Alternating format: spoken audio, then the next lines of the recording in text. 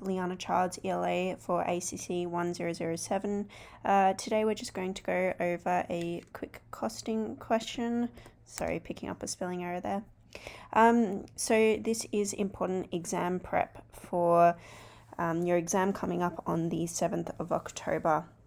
So I'm just going to read over a question here. This is Stewart Industries. So it's a multiple choice question. We're provided a lot more information than we actually need. So what I'm going to do first is look at this very last sentence and read it out, because this is what it's asking us to do. So it's saying, what is the net benefit or loss per machine hour that would result if Stewart accepts the supplier offer of $13.50 per unit for component B18? So we're given these options here. I always like to read out what the question is asking before I jump into the information, so I actually know what I'm looking for. So let's jump into the information here. Stewart Industries have been producing two bearings components B12 and B18 for the use of production. So we've got machine hours. What I've done is recreated a table over here, just because I think it's a bit blurry. So I've got machine hours for B12 and B18, which is 2.5 and then 3. Then here we've got standard costs per unit. Direct material over here for B12 is $2.25. Direct labor is $4. If we look at B18, $3.75 and $4.50. Then we've got manufacturing overheads. So variable $2 for B12, fixed $3.75. B18 is $2.55 and fixed is $4.50. Now straight away I've just read out a whole bunch of information that is not relevant. We know that we are only looking at B18. Alright, so we can ignore everything to do with B12. It's not necessary for answering this specific question. So that's why I always find it super important to read out what is the question right here before we actually read the material. So we know we're only looking at B18 now. We can scrap everything in relation to B12. So let's keep reading. Stewart's management decided to devote additional machine time to other product lines, resulting in only 41,000 machine hours per year that can be dedicated to the production of bearings. Maybe that's not so relevant right now. An outside company has offered to sell Stewart the annual supply of its bearing at prices of $11.25 over here for B12. As I mentioned, that's not applicable to us for answering this question. And $13.50 for B18. So that one's super important. Let's bold that. Stewart wants to schedule the otherwise idle 41,000 machine hours to produce bearings so the company can minimize its costs and maximize its benefits. So note 1, variable, here we go, manufacturing overhead. Let's read it. Variable manufacturing overhead is applied on the basis of direct labor hours. It's important to note. Then note 2, we've got fixed manufacturing overhead is applied on the basis of machine hours.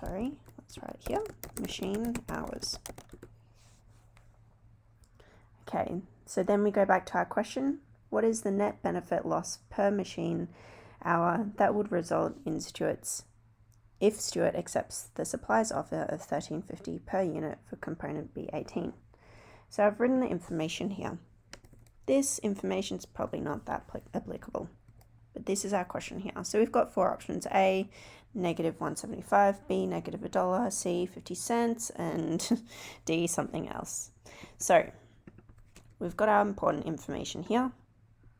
Let's just have a think. So before I jump in, I've just added in direct and indirect costing. You don't need to do this. This is just for your information. So this is all directly related. This is indirectly related to the manufacturing of these two products. And then we've obviously got our variable and fixed. So I think that's like week 9 information if my memory is correct.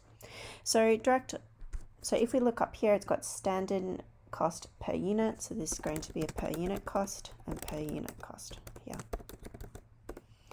Now, machine hours, we are provided with machine hours here. So that's fairly simple, but I'll make a note about fixed costs in a moment. Direct labour hours. So we haven't really been given a specific amount of direct labour hours, but we've been given direct labour per unit. So I think what we need to do for this, just because we haven't been specifically specified, is we're just going to do it as a times 1. So you'll see what I mean by times 1.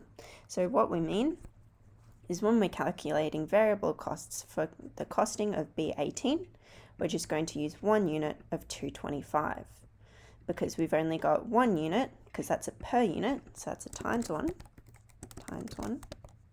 of direct labour hours. So machine hours here, we know it's directly related to this, which is 3 hours. So if we were calculating the full cost, we'd go times 3. Sorry, this is just to help show you don't need to do this.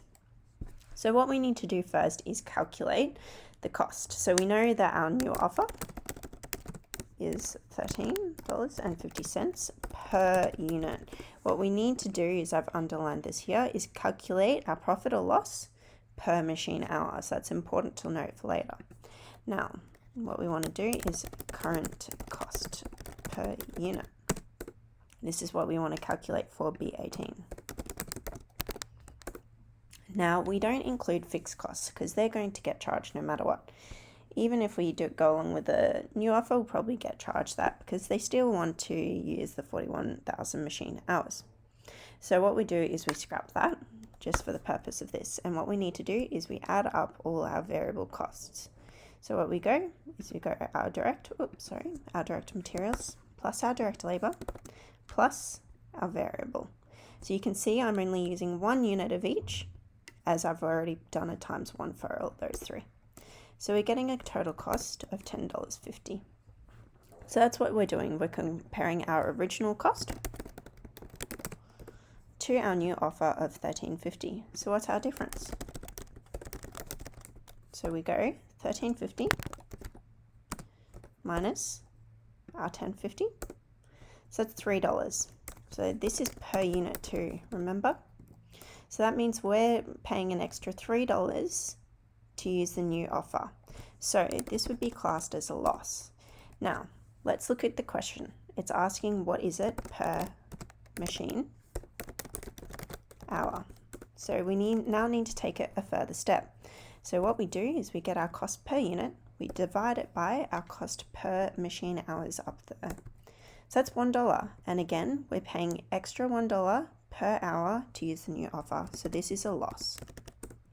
So if we scroll over to our question, what's our answer? It is B. Oh, let's write B here.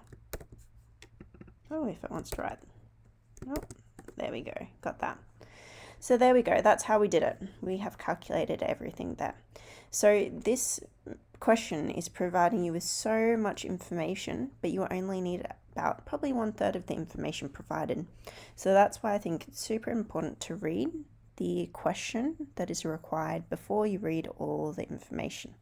So in an exam setting, if you need to get your whiteboard out, you just write the important information of B18 here that I've highlighted in yellow. Excellent, I hope that makes sense. If you have any questions, just jump into the discussion board and ask. Thank you.